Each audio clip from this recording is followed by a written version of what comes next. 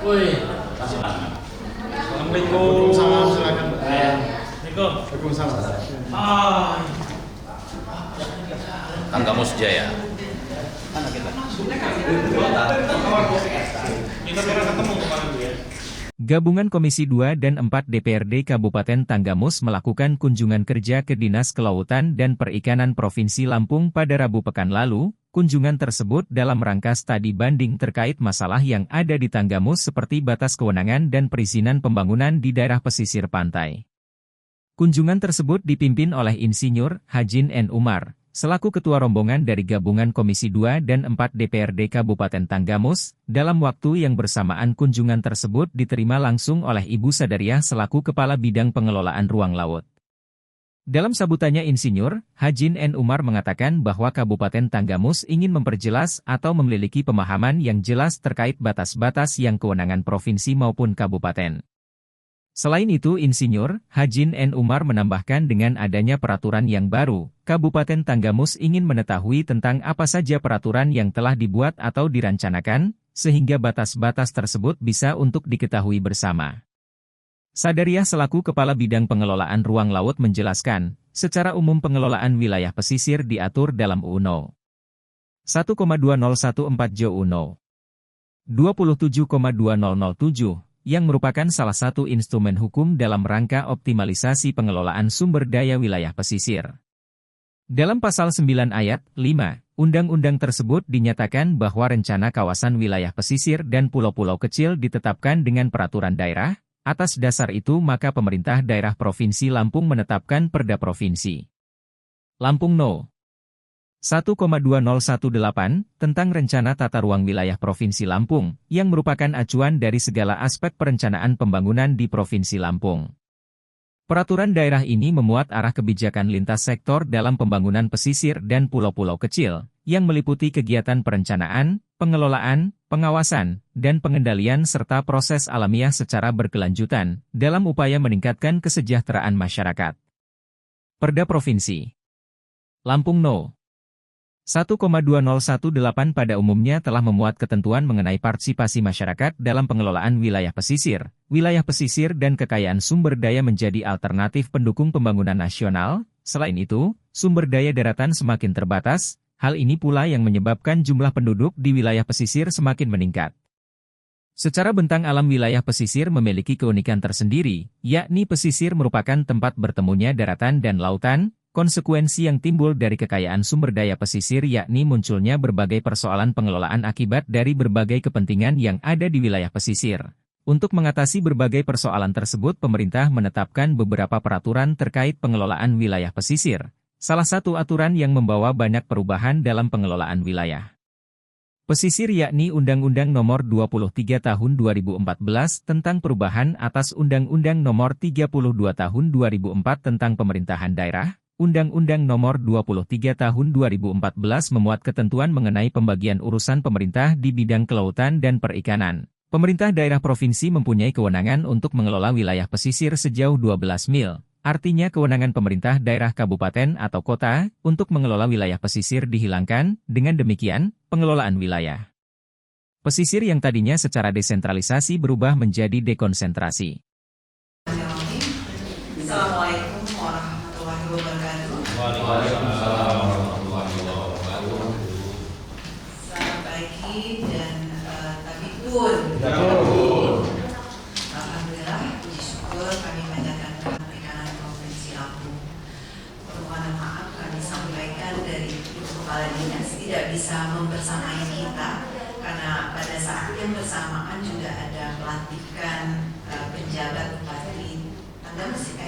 Salam hangat dari beliau. Semoga pertemuan ini memberikan manfaat bagi pembangunan di Kabupaten Tanggamus, terutama terkait dengan pemanfaatan ruang laut.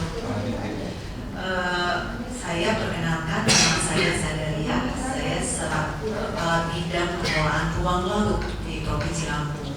Jadi terkait dengan surat yang disampaikan dari DPRD, maka bidang kamilah yang lebih berkompeten untuk bisa mendampingi Bapak Ibu semua yang hadir pada hari ini.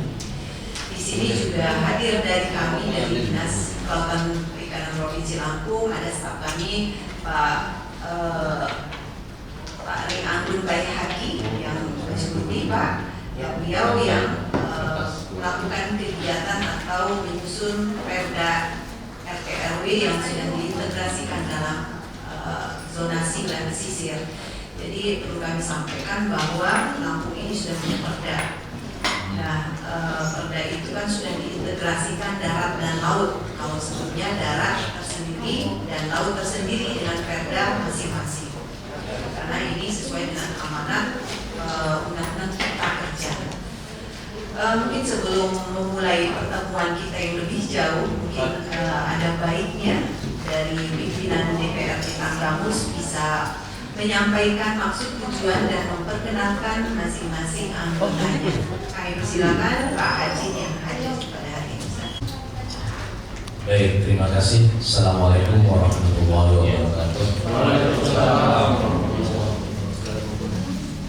Yang kami hormati Ibu Sadaria dari Kepala Bidang Pengelolaan Keuangan. Beliau ini satu alumni dengan saya. Kebetulan tadi ketemu satu alumni di Fakultas Pertanian, kemudian ada tingkat saya di pertanian. Pak Iwan jangan ngotot. Kemudian yang kami hormati rekan-rekan sahabat saya dari DPRD Kabupaten Tanggamus, kemudian juga staf di Dinas Pertanian Provinsi Lampung ini. Pertama, atas nama Keluarga Besar DPRD Kabupaten Tanggamus mengucapkan terima kasih yang setinggi-tingginya kepada Dinas Perikanan Provinsi Lampung yang telah menerima kehadiran kami pada hari ini. Kemudian juga kami mohon maaf apabila ini mengganggu aktivitas Bapak Ibu saudara sekalian di sini dengan kehadiran kami. Dan perlu juga kami sampaikan bahwa maksud dan tujuan kami ini adalah yaitu ingin berkunjung dan berdiskusi dengan Dinas Kelautan dan Perikanan Provinsi Lampung, yaitu mengenai kewenangan, batas kewenangan pembangunan dan perizinan di wilayah pesisir pantai. Karena mungkin kita ini harus banyak juga belajar dan supaya pengetahuan kita lebih, karena Dinas Kelautan dan Perikanan Provinsi Lampung ini banyak yang berkecimpung menangani masalah ini. Sebelum jauh perlu kami perkenalkan, ini Ibu Sadaria, rekan-rekan dan sahabat kami DPRD Lampung ini. Yang sebelah kanan saya ini, yang ganteng ini, namanya Pak Heri Ermawan. Beliau ini Ketua Partai Golkar Kabupaten Tanggamus. Yang sebelahnya ini juga gak kalah gantengnya, Bapak Peter Anderson. Beliau juga dari Partai Golkar, fraksi Golkar. Nah, yang sebelahnya ini juga Bang Baju Biru Batik. Ini Pak Burhanuddin Napitupulu ya. Beliau ini dari Partai PKS. Kemudian di sebelah kiri saya ini yang muda, tapi beliau ini jam terbangnya udah banyak. Cuma dia ini agak penjahat cinta. Iya. Ini namanya Pak Dery Ardiansyah. Kalau mendengar rayuan dia jangan terlalu hati-hati. Kemudian sebelahnya lagi yang banyak senyum ini pakai batik tangan panjang, ini Pak Edi Rizky dari PKB. Dan sebelahnya yang senyum-senyum di kolom ini sama juga ini sama Pak Dery. Kadang-kadang dari penjahat cinta. Ini namanya Pak Iblah Haza dari Partai Amanat Nasional. Kemudian yang sebelahnya yang kalem ini ganteng Pak Heru.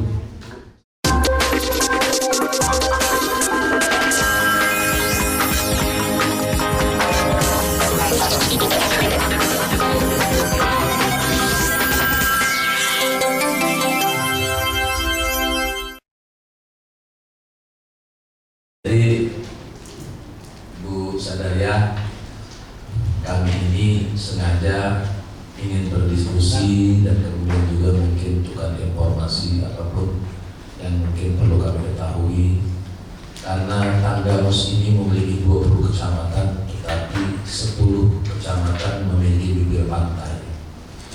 Sudah barang tentu kami sebagai DPRD Kabupaten Tanggamus memiliki kepentingan yang besar terhadap wilayah kelautan di tempat kami ini. Dan Provinsi Lampung punya satu, jadi karena berubahnya peraturan perundang-undangan dan sebagainya, ini kami juga perlu disampaikan bahwa kewenangan-kewenangan mana yang kewenangan provinsi, mana kewenangan kabupaten, mana yang kewenangan nasional, termasuk juga Bu, di tempat kami itu sudah berdiri beberapa tambak udang. Kita juga pengen kemudian perizinan dan sebagainya, karena kami pernah turun teman-teman ini menyampaikan dengan ada beberapa tambak udang kita minta izin dan semua tidak mau keluar, tidak mau menunjukkan. Ya, kami ini bukan polisi, tapi kami juga perlu kan, artinya sebagai kontrol di dalam pemerintahan, kita pengen juga artinya para perusahaan ini disiplin gitu kan, memiliki perizinan yang lengkap. Kenapa? Karena berada di wilayah kami. Dan bahkan kami melihat ada beberapa tambak udang juga yang melaksanakan kegiatan itu tetapi tidak didukung oleh olah lingkungan yang baik. Jadi pembuangan limbahnya, pengolahan limbahnya itu kami melihat ya kurang baik. Kalau pusat dari ini pasti paham lah kalau tentang, ya walaupun dulu di HPD ya, tapi kita kan sama-sama juga dengan masyarakat kita. Nah ini mungkin kita bisa bersama-sama, nanti kalau kita bersama-sama, walaupun kewenangan misalnya perizinan ada di sini, tapi kontrol mungkin kita bisa ikut kontrol itu. Kalau memang itu tidak baik, ya kita harus tegur gitu. Kenapa? Karena kelangsungan kehidupan lingkungan di laut kita supaya terjaga. Nah ini kemudian lagi di Tanggamus itu banyak pengusaha-pengusaha ubur-ubur. Ini juga bagaimana perizinan dan sebagainya. Kemudian ubur-ubur ini sebagian dipotong, kepalanya diambil, kemudian itu dilempar. Itu kan, itu bagaimana juga berbahaya atau tidak, menimbulkan pencemaran atau tidak, dan mohon diberikan kami pencerahan sehingga supaya di dalam kehidupan lingkungan di laut ini bisa terjaga dengan aman. Sementara mungkin itu nanti mungkin berkembang dari kawan-kawan di dalam diskusi nanti, dalam diskusi. Sekian, terima kasih. Assalamualaikum warahmatullahi wabarakatuh. Kami menyambut baik sekaligus baru, terbilang baru di Desember 2023 baru disahkan Pak ya. Jadi Perda RT RW ini sudah terintegrasi dan itu akan menyesuaikan Perda RT RW provinsi ya. Jadi kabupaten saat ini misalnya Kabupaten Tanggamus sedang menyusun materi terbaru RT RW-nya. Nah ini harus menyesuaikan dengan RT RW yang sudah disahkan di provinsi Lampung, sehingga tidak ada lagi konflik-konflik yang mungkin terjadi. Jadi sudah mensinkronkan paling tidak dengan wilayah darat, laut, begitu juga provinsi dan kabupaten. Jadi sebelum saya sampaikan, mungkin saya sosialisasikan tujuan Bapak Ibu pada hari ini untuk melihat bagaimana batas kewenangan pembangunan dan perikanan. Untuk wilayah pesisir sendiri ada undang-undang pengelolaan wilayah pesisir dan pulau-pulau kecil. Ini belum masih berlaku. Walaupun ada terbarunya Undang-Undang 1 tahun 2014, ini ada sedikit perubahan terkait dengan izin di dalamnya. Kemudian juga yang terbaru adalah Undang-Undang Cipta Kerja. Undang-Undang Cipta Kerja ini memang lebih mengamanatkan wilayah darat dan laut yang kalau itu diharuskan untuk perdanya jadi satu. Nah ini mengapa kita pada tahun yang lalu untuk mengintegrasi darat dan laut. Jadi ada kesinergian. Di satu perda yang mengatur. Sebelumnya juga setelah Undang-Undang Cipta Kerja ada, itu tahun 2021 Undang-Undang tentang penataan ruang penyelenggaraan pemetaan ruang itu tahun nomor 21 tahun 2021. Kemudian ditarik lagi untuk urusan lautnya itu ada Permen KP nomor 28 tahun 2021. Ini mengatur lebih ke lautnya ya Bapak ya. Jadi kalau untuk daratnya nanti ada undang-undang tersendiri.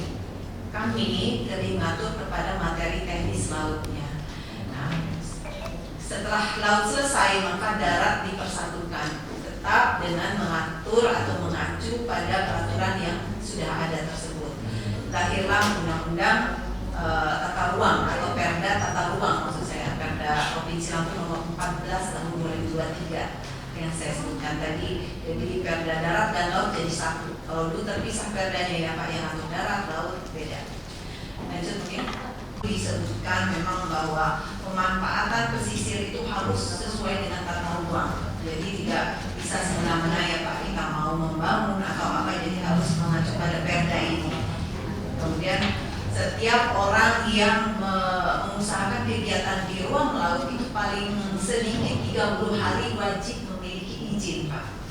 Izin yang 30 hari. Jadi 30 hari ke atas atau 30 hari itu wajib. Jadi apakah ruang itu sesuai dengan tata ruang di dalam perda tersebut dan peta yang sudah tersedia. Nah kalau itu tidak ada izin maka ada sanksi yang akan turun. Kemudian di PP 21 juga disebutkan pemanfaatan ruang laut itu terdiri dari ada 3 ya. Jadi kesesuaian pemanfaatan ruang laut itu kegiatan yang berusaha itu misalnya kegiatan yang tujuannya mencari keuntungan apa ya, perusahaan besar atau apa, untuk kegiatan wisata yang berusaha disebutkan itu adalah kegiatan pemerintah biasanya. Jadi dananya, anggarannya itu dari APBD, APBN yang dikeluarkan oleh pemerintah, misalnya mendirikan backwater, menahan lomba, dan itu harus ada izin, tetapi tidak berbayar, kan disebutkan di aturan tersebut, tetapi harus tetap mengacu pada aturan. Kemudian kegiatan yang bersifat strategis nasional itu juga harus ada izinnya, walaupun juga tidak berbayar. Lanjut mungkin Pak Bandan lanjut. Jadi sampai saat ini kegiatan perizinan kalau kita sebut sesuai dengan tata ruang atau perda ini memang dokumen perdanya provinsi, tetapi perizinannya masih di pusat dalam hal ini dan kerja dan daerah lingkungan kepentingan yang dikuasai oleh Kementerian Perhubungan. Iya. Nah dulu sebelum Undang-Undang Cipta Kerja berlaku, maka kegiatan yang di DRK itu boleh melakukan kegiatan apapun tanpa izin, tetapi sekarang tetap izinnya di Kementerian Kelautan. Jadi ada 2 kementerian di situ, ada Kementerian Perhubungan dan Kementerian Kelautan. Kalau Kelautan urusannya terkait izin dasarnya, tetapi Kementerian Perhubungan izin lanjutannya, misalnya transport ya putar balik kapal dan lain sebagainya seperti itu. Nah itu disebutkan juga.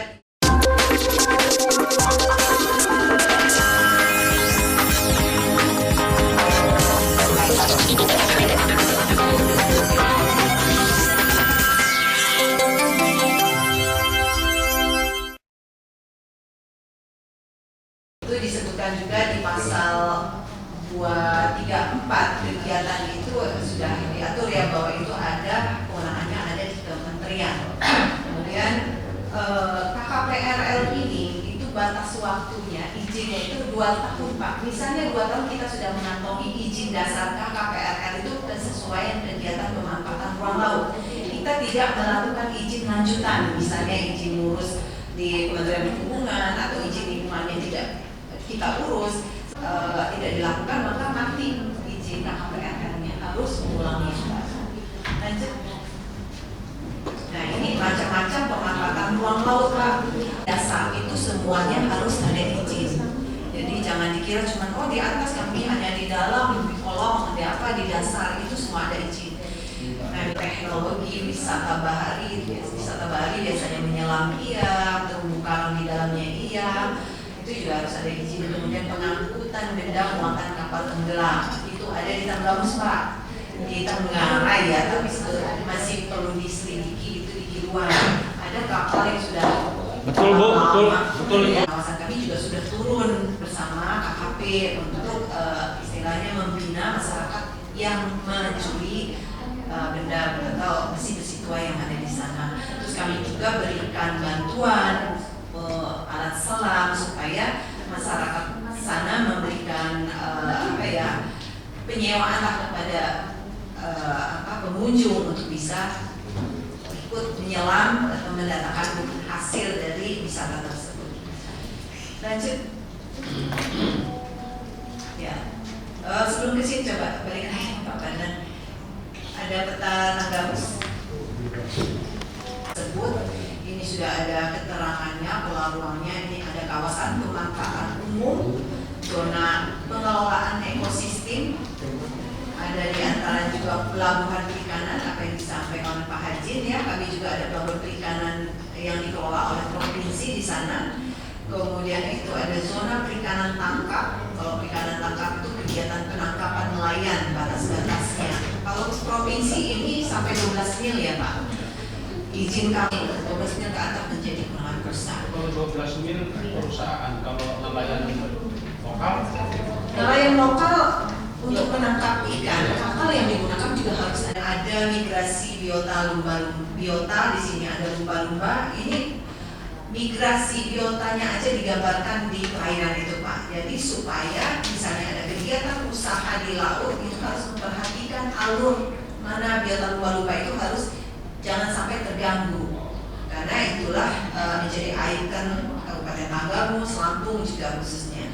Kemudian ada koridor pipa bawah laut juga ada Pak di sana. Oh, ada pipa bawah? Iya ada, mungkin tolong ditunjukkan. Itu di mana itu? Pipa optik apa? Fiber optik apa? Ada optik. Ada Pak. Oh iya. Listrik? Ya, Sudah terpasang? iya. Sudah Sumber listriknya dari mana Pak? Dari darat, Pak. Bukan, maksudnya? Dari PLN. Oh, dari Cukup Balak situ kan? Dari Sumbar. Iya, Cukup Balak ya? Karena agak kontra juga Pak. Kalau itu memang ada sambungan kabel bawah laut sumber PLN. Kalau tidak salah nih, gubernur pernah belum pengerjaan. Sudah dialihkan ya Pak. Belum Operasi. Karena masih Zona provinsi dan daerah termasuk yang disampaikan Pak Anggun tadi memang untuk pipa listrik, gas dan lain sebagainya sudah kita masukkan dan itu sudah diatur di permen apa ya Pak? Ini Pak Badan nomor berapa saya lupa. Jadi sudah kita akomodir semua, mulai dari rencana, mulai dari yang sudah eksis itu sudah kita akomodir semua. Jadi jangan sampai ke depan misalnya ada kegiatan listrik bawah laut menggunakan itu tidak ada ininya di dalam perda tersebut, maka itu menjadi perhatian lebih seperti itu. Nah ini juga ada kawasan ya silakan. Jangan dulu dipotong. Ya Pak, kita proyek strategis nasional ternyata dicabut ya Pak. Mungkin Bapak Ibu juga tahu. sudah dicabut ya? Ya, sudah dicabut. Jadi dalam perda kita itu memang sudah kita atur itu ruangnya sebagai zona kawasan industri. Tapi dengan dicabutnya kami tetap menggunakan itu sebagai zona industri walaupun kedepannya mungkin akan dirubah. Kita tunggu sampai 5 tahun ke depan. Kita tunggu perubahan perdanya. Kemudian lanjut. Satu lagi mungkin ini bentar Pak. Nah, ini juga ada dari Pertamina, jadi perlu diketahui. Minyak gas ini juga minyak. Nah, terkait dengan perizinan sekarang. Perizinan ini untuk ruang laut itu kita sebut sebagai perizinan dasar dan itu sudah diatur di PP nomor 5 tahun 2021 di pasal 4 bahwa kegiatan berusaha non berusaha itu wajib memiliki KKPRL yang saya sebutkan tadi yang sesuai dengan tata ruang kita. Kemudian kalau sudah izin dasar sudah kita punya, ini izin dasar ya, izin dasar KKPRL kita harus izin lanjutannya adalah izin lingkungan. Izin lingkungan misalnya seperti Pak ini sebutkan tambak udang itu 2 izin yang harus dikantongi sebetulnya izin dasarnya. Izin daratnya itu sesuai dengan RT RW kabupaten. Kalau laut itu berdasarkan RCW atau RT RW provinsi yang sudah terintegrasi, dan itu hanya di ruang lautnya saja. Artinya misalnya dia memasang pipa untuk penyedotan air, ininya saja Pak, pipanya yang digunakan itu luasannya berapa, itu saja yang diberikan izin. Spesifikasinya Iya.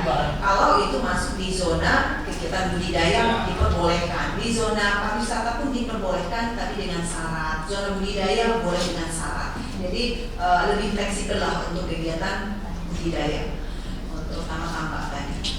Nah, jadi kalau kita si petambak ini sudah mengantongi izin daratnya tata ruang RT RW darat ini untuk kabupaten, dan lautnya dia juga sudah harus mengurus ke kementerian tadi. Setelah itu sudah didapat, harus ada namanya CBIB, cara budidaya yang baik. Nah, itu ada lagi izin lanjutan di kementerian. Kabupaten juga, jadi kewenangan Darat tadi dari kabupaten? ya, Dinas? DKCK ya, atau apa Pak, tata ruang di sana, apa beda atau PU? satu pintu ya. Iya, melalui satu pintu. Di dinas teknis. Tapi berdasarkan pada RT/RW-nya kabupaten. Itu ya. Ya, PU. Iya. Tata ruang PU. Ya, seperti itu. Kemudian dia harus banyak yang harus dilakukan. Memang izin, kalau saya melihat izin tambak itu cukup banyak ya Pak. Hampir 8 amdalnya izin lingkungan, kalau dia ukurannya nggak lebih dari 10 hektar ya, mungkin cuma hanya UKM UPL ya, bukan amdal. Nah itu ada, kalau di ini biasanya di kabupaten ya izinnya di darat itu untuk izin lingkungan. Nah itu juga untuk izin kegiatan berusaha lainnya, misalnya tadi kalau di kami ya kegiatan usaha pariwisata misalnya izin ruang lautnya, kemudian izin pengusahaan kegiatan itu tetap di kabupaten wisatanya ya, tapi untuk ruang laut yang dimintakan izin di pusat, bukan provinsi juga Pak. Yang digunakan tata ruang provinsi, tapi perizinannya di pusat. Jadi sebetulnya tidak adil ya Pak. Kewenangan berdasarkan aturan Undang-Undang 3 itu kewenangan provinsi, tapi yang dapat uang pusat. Nah, untuk sampai saat ini memang masih pusat.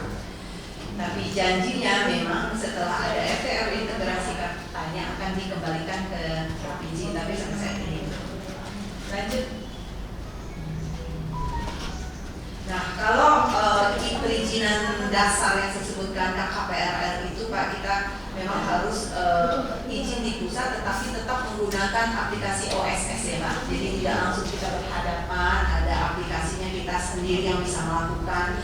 Dan kalau misalnya kesulitan, bisa berkomunikasi dengan kami atau berkomunikasi dengan KKP, ada hotline-nya lah, nanti akan kami sediakan, atau bisa juga langsung datang ke kantor kami. Ya, yang diperlukan memang seperti itu Pak, misalnya NIP-nya, NPWP-nya. Yang pertama adalah NIB, nomor induk berusahanya dulu yang harus dia punya. Kemudian lokasinya di mana, harus sudah berdasarkan koordinat. Di laut itu kan koordinatnya sini, paling tidak ada 3 minimal 3 titik koordinat yang digunakan. Nah, itulah yang diberikan izin dari pusat tadi, KKP. Dan itu kalau untuk kegiatan usaha yang memberikan keuntungan, maka itu akan dikenakan tarif PNBP namanya. PNBP itu besarannya di ruang laut itu 18 juta.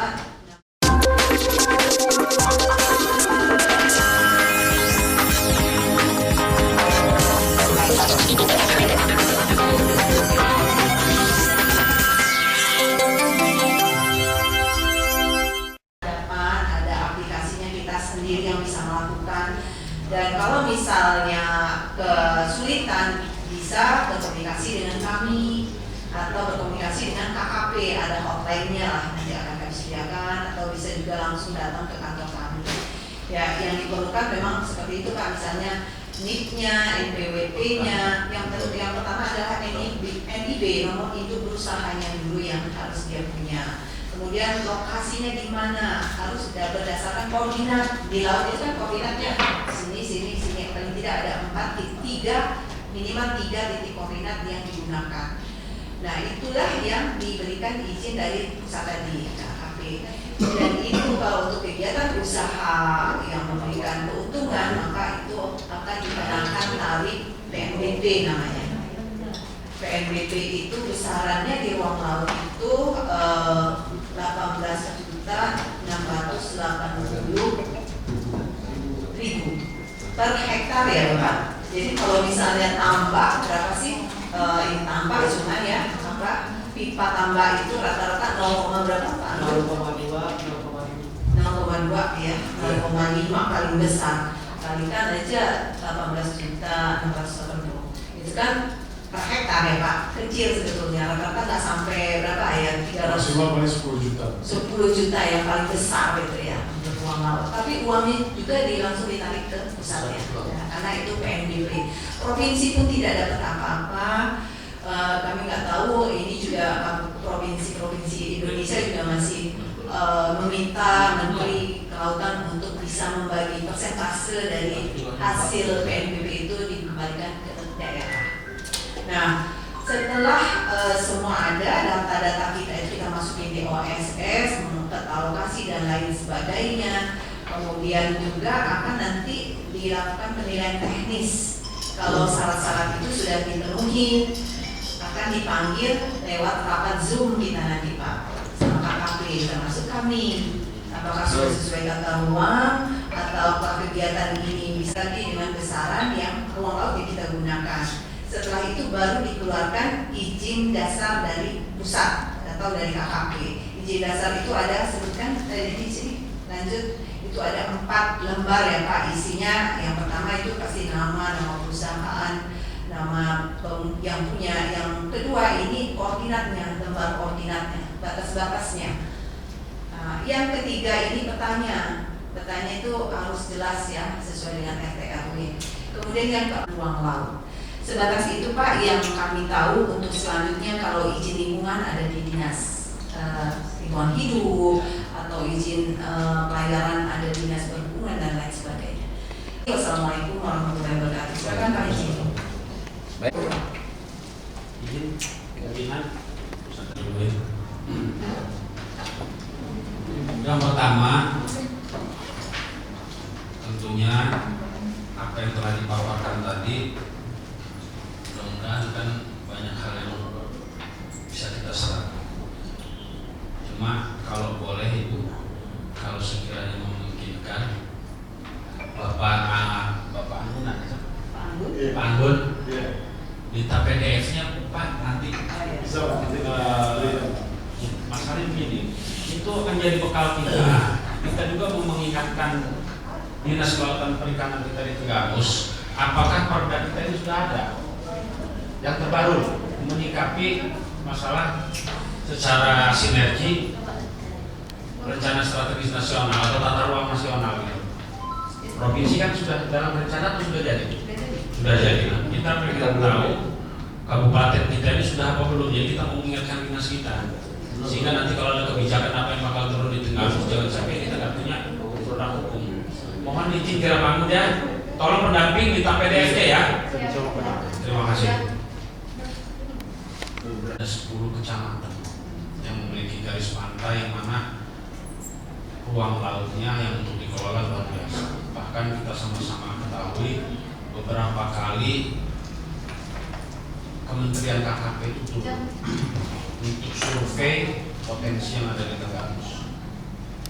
Kita punya ubur-ubur, agak naik ke atas sedikit. Kita memang punya cekungan gabungan dengan pesisir barat kan, Samudra India, di mana lobster mutiara itu luar biasa, sehingga dulu KKP pernah mau bikin untuk menghindari penyelundupan, membuat penangkaran, membiarkan di sana, cuma gagal karena ada trouble. Jadi yang kami ingin tanya Bu, sejauh ini, karena saya pikir tidak Dinas Kelautan Perikanan Provinsi yang memiliki luas laut seperti kami, sehingga saya pikir ya, fokusnya atau stressingnya daripada dinas ini terhadap Tenggamus itu pasti ada plusnya. Misalnya kalau program itu terkait dengan hal-hal yang harus kita persiapkan misalnya infrastruktur segala macam, karena terkait misalnya jalur laut tadi, ya otomatis kan kita harus bicarakan. Misalnya program ini 3 tahun, berarti 3 tahun itu setelah sejauh ini dari Kelumbayan sampai Simpang, Limau terus ke Simpang Kota Agung. Dan responnya terhadap apa yang kami sampaikan terkait ruang laut dan program ke depan di Kabupaten Tanggamus untuk kampung yang punya terkait dengan lobster, Pak.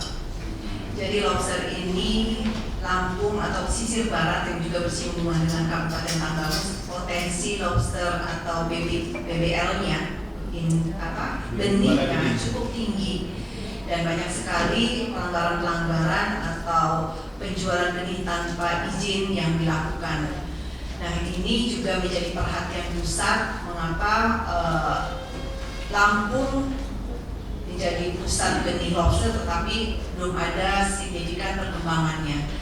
Jadi alhamdulillah dengan adanya Permen KP yang terbaru tentang lobster ini diperbolehkan kita menjual beli lobster baik di dalam negeri sampai ekspor, Pak. Tetapi dengan aturan ya, Pak ya. Jadi aturannya ini juga sudah diatur di Perda provinsi. Nah, Perda provinsi. Jadi menurut info yang saya dengar ini di bidang perikanan tangkap harus ada kelompok penangkap benih dulu. Pernah juga ada? Ya, kita sudah ada provinsi, Pak. Iya, provinsi. Iya, sudah mengatur pendapatan PAD-nya. Ya, lobster itu, Pak. Jadi kami sudah sekarang lagi mengembangkan di Kabupaten Tanggamus itu untuk membentuk kelompoknya dulu yang dilegalkan ya, Pak. Itu juga. Terus kita sudah mendapatkan juga kuota dari pusat untuk benih lobster. Jadi benih lobster itu di seluruh Indonesia itu dijatah, Pak. Kuotanya ada sekian ribu. Mungkin untuk Lampung itu, Pak. Lampung itu ada di kabupaten ini ya, Pak, pesisir barat. Apakah itu dari Tanggamus itu bisa menjual langsung maksudnya bisa didatakan di nanti sentralnya di kabupaten pesisir barat, Pak. Jadi kelompoknya dulu, Pak, dibentuk. Kelompoknya terdaftar, jadi kalau terdaftar maka boleh melakukan penangkapan. Setelah ditangkap harus ada izin dari kabupaten untuk dikeluarkan, ada surat izin SKA ya, surat izin angkut dan lain sebagainya. Nah, ini akan mendapatkan PAD, Pak. Kabupaten berapa, provinsi berapa, KUP yang mengelola pun ada pendapatannya seperti itu. Jadi kalau dia untuk ekspor ada izin tersendiri lagi dari kementerian namanya, Pak ya. Ada izin ekspor lagi, ada izin kesehatan atau sertifikat layak sehat lah untuk si lobster itu sendiri. Jadi selama ini kan memang belum ada hal-hal tersebut diatur, Pak. Karena kita kemarin kan dari KKP juga pernah masuk penjara ya, Pak, gara-gara pengirim lobster dan lain sebagainya. Tetapi dengan aturan yang sudah ada di Permen KP yang terbaru ini sudah ada paling tidak aturan yang memberikan kemudahan bagi nelayan, pelaku usaha untuk bisa ekspor lobster ini ya, benih-benih lobsternya. Nah, kalau untuk di ekspor, bukan ekspor, kalau untuk di dalam negeri harus ada dulu kelompok pembudidayanya, penerimanya siapa. Misalnya lobster dari pesisir Tanggamus akan dikirim ke Teluk Lampung, pemiliknya adalah PT atau CP ini, kelompok budidayanya, Pak. Nah, itu baru jelas, Pak. Artinya rantainya itu bisa dilihat. Kalau tidak jelas siapa mau dikirim kemana, itu dianggap legal juga. Jadi kita harus ada tempat kita menjual dan ada kegiatan budidayanya di situ. Baru kemudian hasilnya bisa diekspor.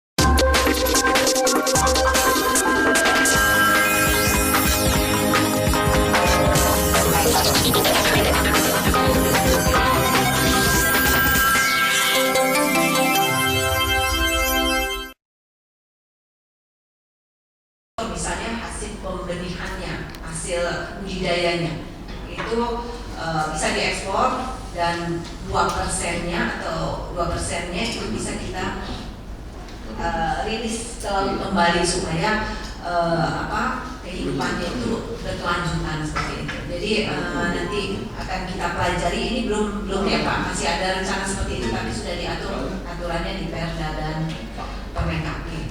Kita mencoba seperti itu di kampung pesisir barat karena disitulah tempatnya. Mudah-mudahan mungkin petani atau nelayan dari Tanggamus bisa bergabung nanti di sana Pak. Karena itu kan bukan hanya untuk barat saja, untuk semua. Tapi karena potensi itu banyak di pesisir barat maksud saya, maka di posnya ada di sana. Gitu. Kemudian terkait dengan garam. Nah, garam ini memang hal baru di Provinsi Lampung ya Pak, tapi alhamdulillah sudah dikembangkan di Pulau Legundi, Sawaran. Jadi Bapak Ibu bisa lihatlah atau main ke sana. Ternyata garam Lampung itu sudah cukup potensial dan bagus, dan diakui sebagai garam industri, garam konsumsi, garam farmasi juga. Jadi sudah dikembangkan di Pulau Legundi, sebagian juga ada di Sidodadi, Sawaran juga. Kemudian Pulau Rimau itu Lampung Selatan. Nah, kami berharap apakah di Pulau Tabuan atau di pesisir kalau Tanggamus ada pesisir yang 10 tadi di kecamatan pesisir itu bisa kita kembangkan untuk usaha garam. Kami sudah melakukan sosialisasi. Sebenarnya gampang untuk kegiatan usaha garam itu ya Pak. Perlu air laut, perlu dimatangkan saja, dituangkan. Harus perlu kerja keras juga tetaplah untuk melihat kesesuaian ininya, kematangan air garamnya dan lain sebagainya. Karena berdasarkan kajian itu potensi laut di Lampung ini punya potensi yang bagus untuk pengembangan usaha garam. Itu karena garam nasional kita masih kurang, kita masih impor dari luar. Mengapa tidak kita Provinsi Lampung misalnya punya wilayah pesisir, hampir sebagian atau 7 kabupaten punya wilayah pesisir dengan kecamatan yang lebih dari 200 kecamatan yang bersinggungan dengan pesisir. Kira itu Pak yang bisa kami sampaikan. Kemudian ujung sampai kepada Amdeng. Hanya persoalan. Kemudian di Pulau Kabupaten itu potensi. Hanya kita tertentu dengan adanya kawasan swasta. Masyarakat kita nggak boleh ambil. Ada konservasi di situ. Ada belimbing, ada di situ ada PW. Jadi kalau masyarakat kita di sana masuk ngambil, berhadapan dengan aparat. Jadi mereka paling bisa ngambilnya wilayah itu aja, Limus Prosak. Kalau ke sana dikit udah. Ayo potensi di sana besar sekali. Karena saya pernah ke sana. Makanya kalau kita ada peluang juga membentuk BP.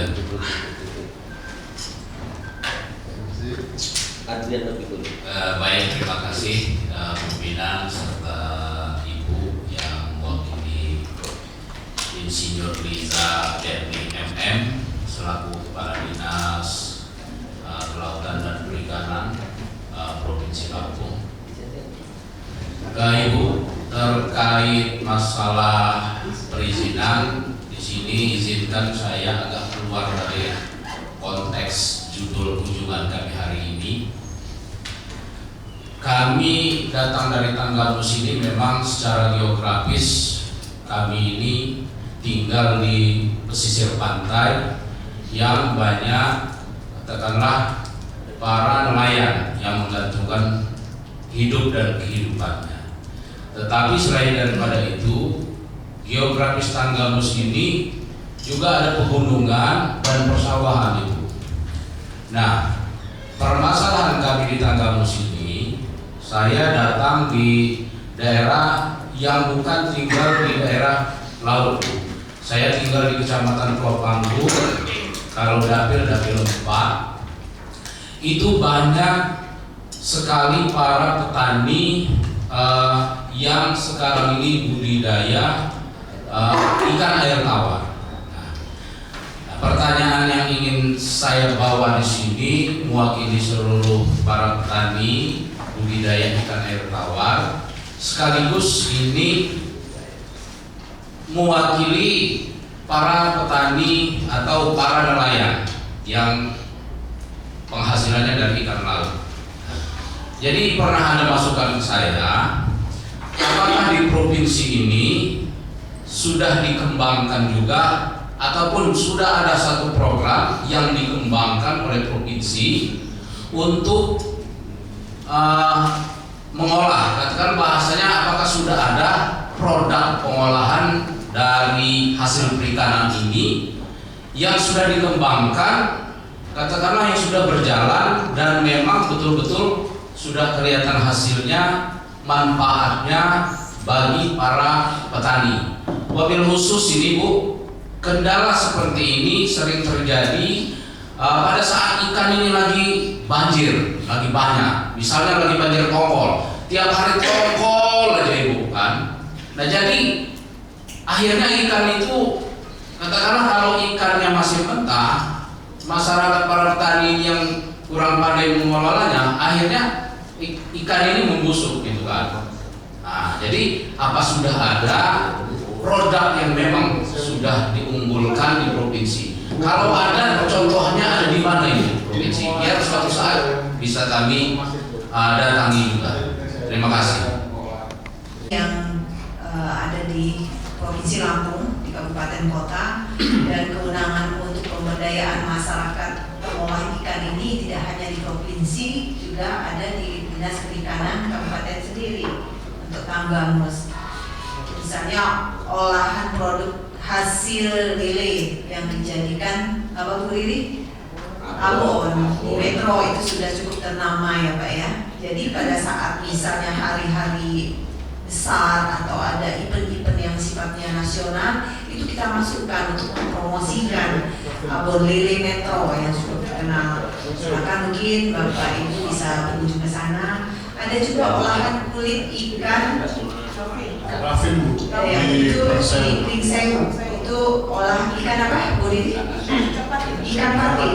Jadi olahan ikan patin ini bahkan sudah mendunia sampai Singapura Pak, dijualnya di Singapura. Jadi itu sudah kulit ikan yang sudah diolah dan tinggal makan cukup kriuk ya Pak, jadikan snack yang juga sudah go internasional. Kemarin juga kita sudah menang ya di tingkat provinsi, kemudian menteri juga mempromosikan itu sampai ke nasional gitu.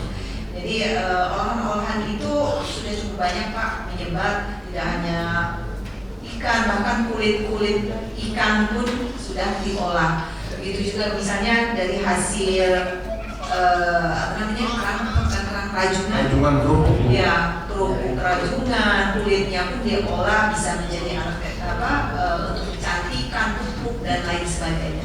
Ini semua olahan perikanan itu kalau bisa harus kita manfaatkan, tidak hanya dagingnya. Jadi tugas itu bukan hanya di provinsi, jadi juga menjadi kewenangan kabupaten, terutama dari dinas perikanannya untuk melakukan kepembinaan.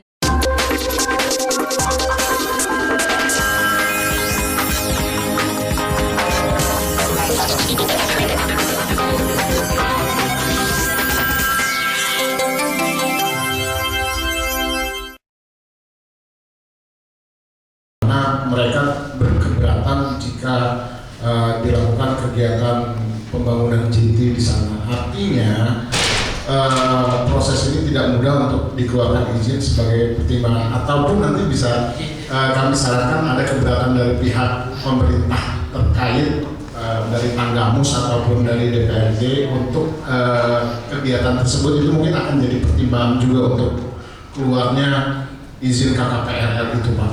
Mungkin seperti itu Pak. Surat izin kegiatannya Pak, begitu Pak. Itu berarti kegiatan itu ilegal Pak.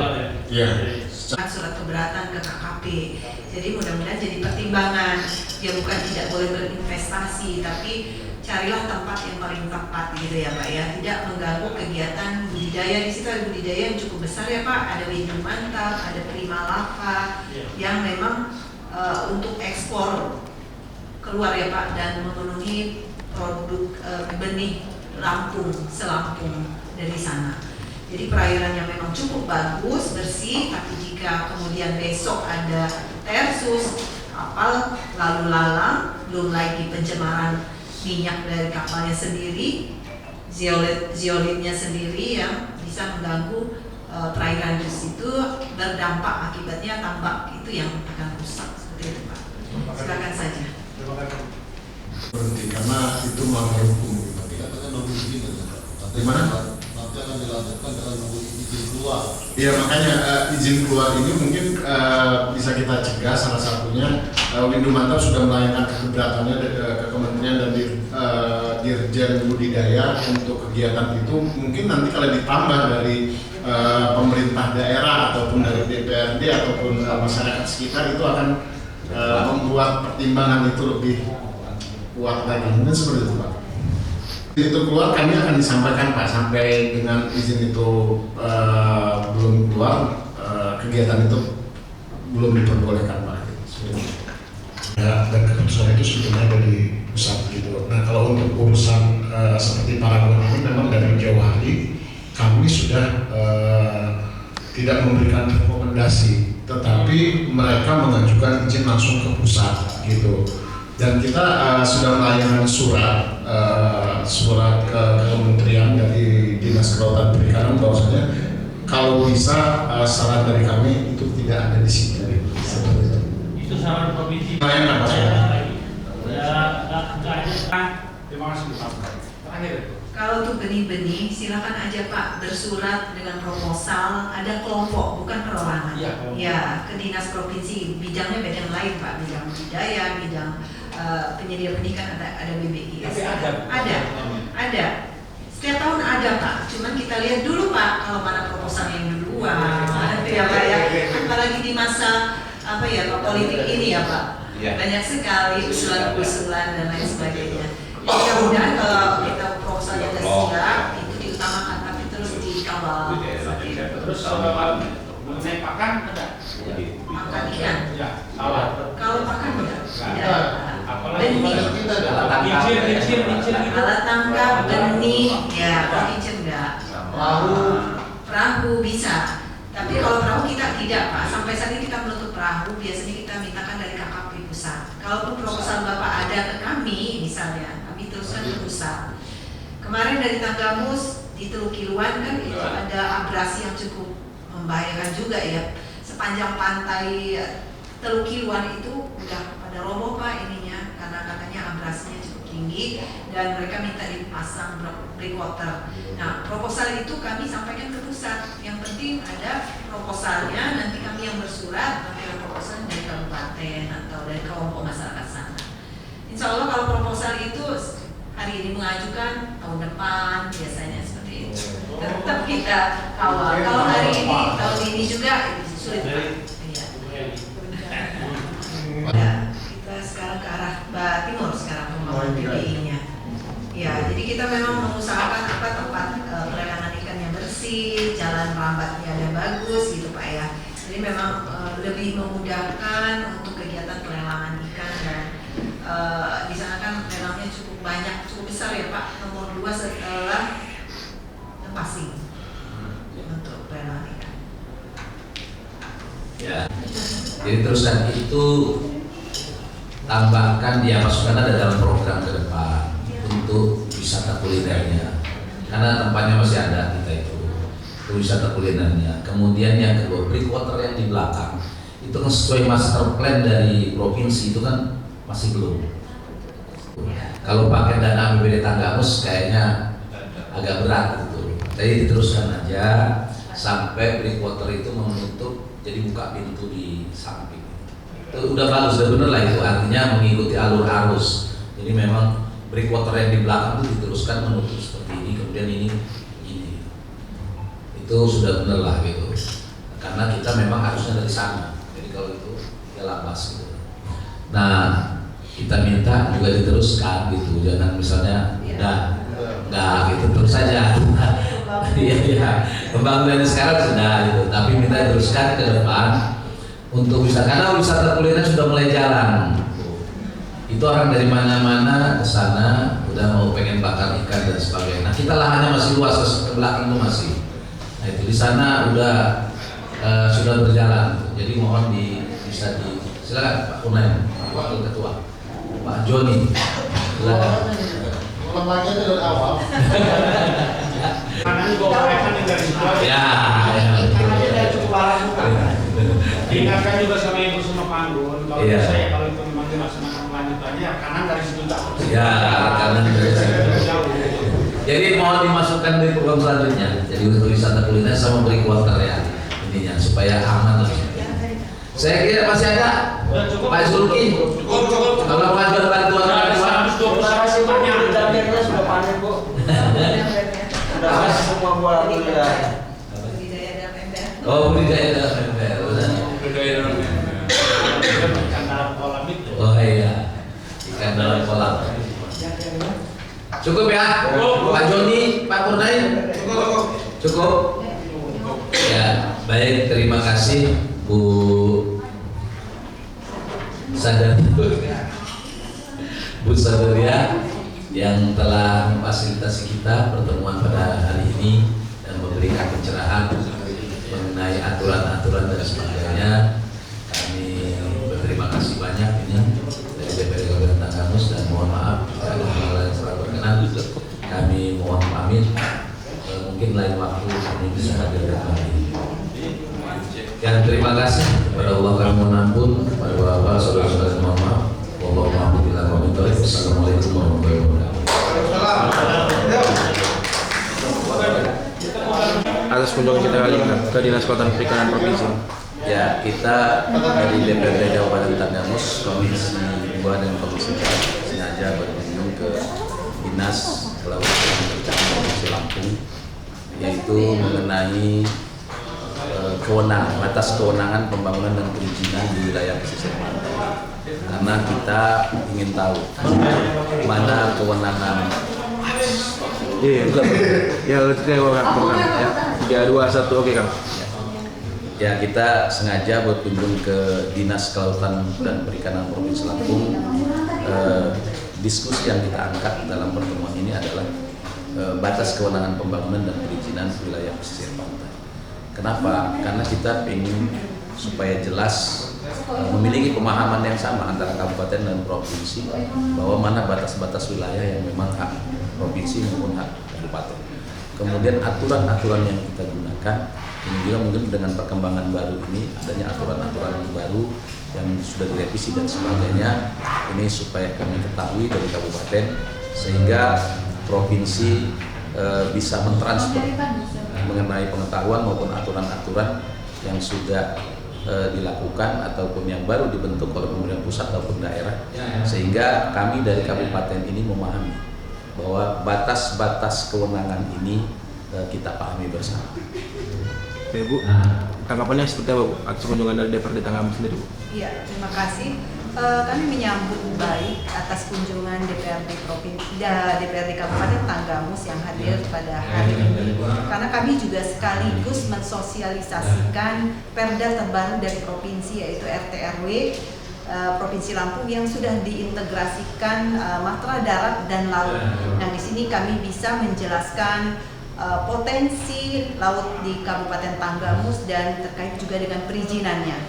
Itu seperti itu. Ada harapan sendiri buat Kabupaten Tanggamus?